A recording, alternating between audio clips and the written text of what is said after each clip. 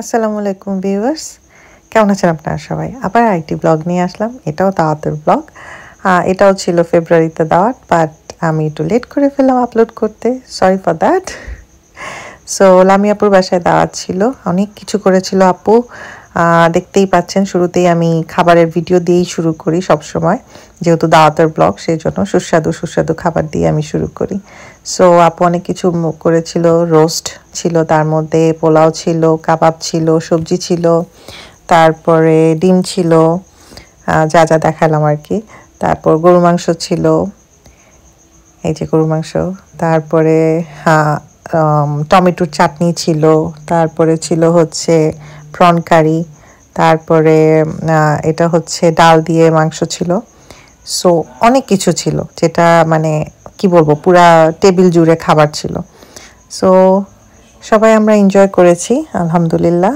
আর খাবারগুলো খুবই টেস্টি ছিল। আপুর বাসায় যখনই যাই আপু এরকমই আইটেমগুলো করে এবং আমরা সবাই অনেক বেশি এনজয় করি।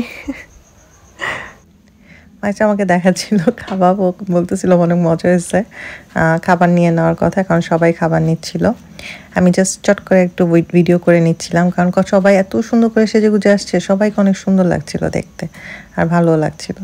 আমরা খুব এনজয় করি এরকম গেট টুগেদারে। এখন প্রত্যেকটা সবাইকে অনেক সুন্দর লাগছিল। বুশরা আপুকে শাড়িটা অনেক সুন্দর ছিল এবং আমার কাছে খুব ভালো লাগতেছিল সবাইকে দেখতে। এখন যে দেখতেছি ভিডিওটা, এখনও সবাইকে মানে ভাল লাগছে দেখতে একসাথে।